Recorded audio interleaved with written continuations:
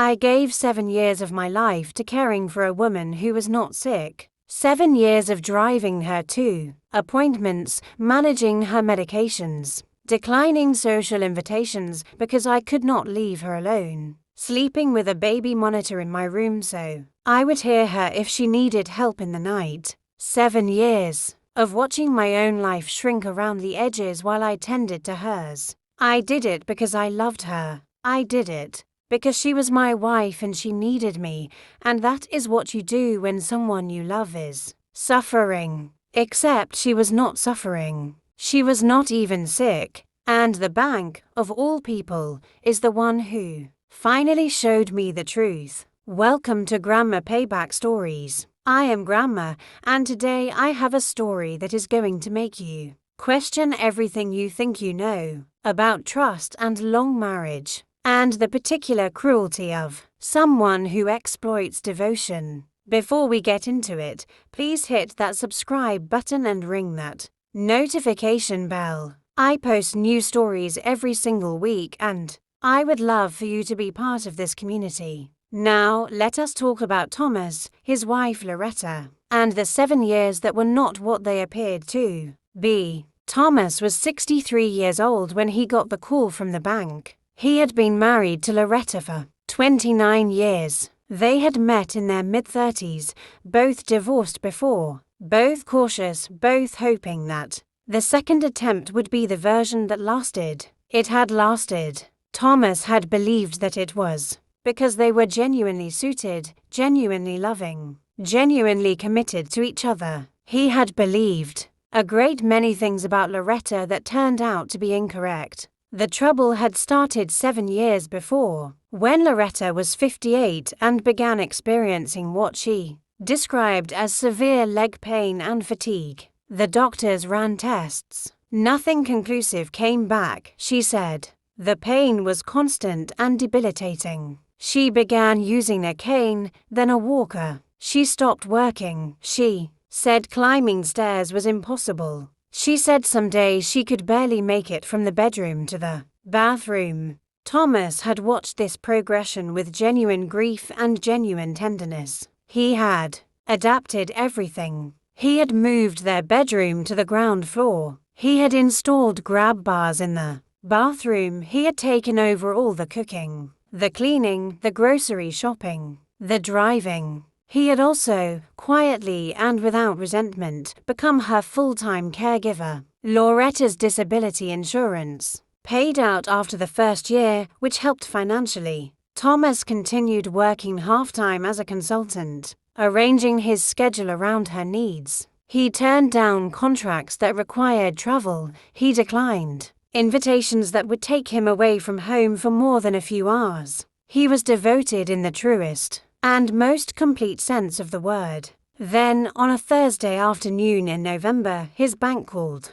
The call was from a fraud prevention officer at their bank. She said there had been some unusual activity on a joint credit card account and she wanted to verify some charges before they processed. Thomas said, "Of course, go ahead." She read him the charges: a hotel in a city 2 hours away, a restaurant, a nightclub, cover charge, a spa treatment, all on the same day, 3 days ago, a Wednesday when Thomas had been home all day. When Loretta had told him she was in too much pain to eat at the table and had asked him to bring her meals to the bedroom, Thomas asked the officer to read the charges again. She did. He asked if she could tell him what city the transactions had occurred in. She could. He asked if there was any way to tell whether his wife's card had been used or his. She confirmed it was the card in Loretta's name, the one she used for what she called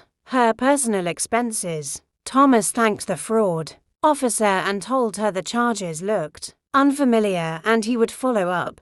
Then, he hung up the phone and sat very still in the kitchen for approximately 10 minutes. He had a home security system. It was a fairly new one, installed 2 years ago, which included a doorbell, camera and 2 exterior cameras. He had installed it because there had been a break-in on their street. He had never had occasion to review the footage for any other purpose. He pulled it up on his laptop now, navigated to Wednesday, and watched. At 9:47 in the morning, while Thomas had been in his home office on a consulting call, a car he did not recognize had pulled up in front of the house. The driver had honked once. The front door had opened. Loretta had walked out, not shuffled, not used the walker leaning beside the front door, walked quickly and steadily in heels, wearing clothes Thomas had never seen, carrying a handbag Thomas had never seen.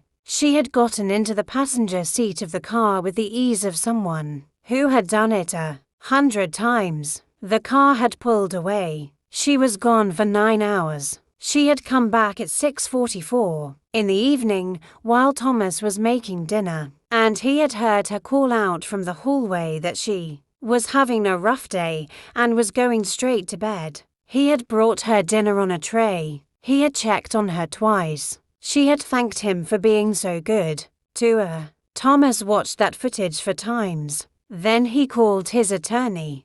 His attorney was a woman named Joyce who had handled Thomas's business contracts for years and was precise and unsentimental in the best possible way. Thomas explained what he had found. Joyce listened without interrupting. When he finished, she asked 2 questions. How long had the disability insurance been paying out, and was it through a private policy or through an employer? It was a private policy that Loretta had taken out shortly before her symptoms began. Thomas had known about it vaguely, but had not been involved in setting it up. Joyce told him to bring the policy documents and the security footage to her office the next morning, and to say nothing to Loretta in the meantime. Thomas brought everything. Joyce reviewed it, and then made some calls that afternoon. The disability insurer was very interested to hear from her. They were also, as it turned out, already conducting their own quiet review of Loretta's claim, because someone on their fraud team had flagged inconsistencies in her medical history. Nothing concrete enough to act on, but enough to warrant closer attention. Joyce's call and the footage gave them what they needed to move quickly. The insurer hired an investigative firm. What they documented over the following 3 weeks was exhaustive and, in its way, almost impressive in its brazenness. Loretta was not in pain. Loretta had been living on alternating days when Thomas was occupied, a completely different life. She drove herself to a gym. She danced at a nightclub. She went hiking with friends Thomas had never heard of. She had a social life that was, by any reasonable measure, robust and active and entirely incompatible with the condition that had been paying her disability benefit of $4,000 a month for 6 years. The investigators also found the man in the car. His name was Dennis. He lived in the city 2 hours away. He and Loretta had apparently been involved for at least 4 years. He had a wife and a separate life of his own. He did not know that Loretta was married, or it emerged later that Loretta was claiming to be disabled. She had told him she was widowed and lived on her late husband's pension. Thomas was the pension, it seemed, except he was not late. He was simply parked at home cooking dinner and carrying trays. Thomas reviewed the investigators' report in Joyce's office and felt something he had not felt in 7 years, the clean, clarifying sensation of a situation suddenly making complete sense. The legal action moved on 3 simultaneous tracks, which Joyce managed with the focus of someone who found this kind of work genuinely engaging. The first track was the insurance fraud case. Loretta had received $288,000 in disability payments over 6 years for a condition she did not have. The insurer filed a formal complaint with the State Insurance Fraud Division. Criminal charges were filed. Loretta was arrested at the house on a Tuesday morning while Thomas was deliberately not home. He had moved to a short-term rental the previous week after telling Loretta, simply and without elaboration, that he knew and that she should expect to hear from his attorney. She had cried. She had denied. She had tried to explain. He had walked out while she was still talking. The second track was the divorce. It proceeded quickly given the circumstances. Loretta's attorney attempted to argue that the disability claim had been legitimate and that her recovery was simply unexpected and therefore the payments were not fraudulent. This argument did not fare well given the investigative footage showing her hiking and dancing during the same period. She had submitted medical documentation describing severe mobility limitations. The divorce settlement reflected the fraud. Thomas received the house, the majority of their shared retirement accounts, and a court finding that Loretta had dissipated marital assets through fraud, which eliminated her claim to certain joint holdings she might otherwise have been entitled to. The third track was the criminal fraud case, which Thomas had no direct control over but followed with interest. The district attorney's office was thorough. Loretta's criminal defense attorney negotiated but $288,000 of documented insurance fraud with clear investigative evidence of the underlying deception. Was not a situation that negotiated down to nothing. She pleaded guilty to insurance fraud charges and received a sentence of 22 months, with full restitution required. The restitution order meant that her assets, including her share of what remained in their accounts after the divorce settlement, were subject to seizure. Dennis, the man in the car, was not charged with anything because there was no evidence he had known about the fraud. His wife, who found out about the affair through the investigative proceedings, filed for her own divorce. He lost to relationships through one woman's decisions. That particular outcome was collateral, but karma rarely bothers to be precise about its targeting. Thomas moved back into the house after the divorce was finalized. He stood in the kitchen that he had cooked in for 7 years and felt oddly grateful for it. The kitchen had always been the room he liked most. It was warm and practical, and during all the years of caregiving it had been the one place where he felt useful in a way that was genuine rather than exhausting. He made himself dinner that first night back, a proper meal, the kind he had not bothered with during the weeks of living in the short-term rental. He called his children from his first marriage, who were adults now and had known Loretta for years.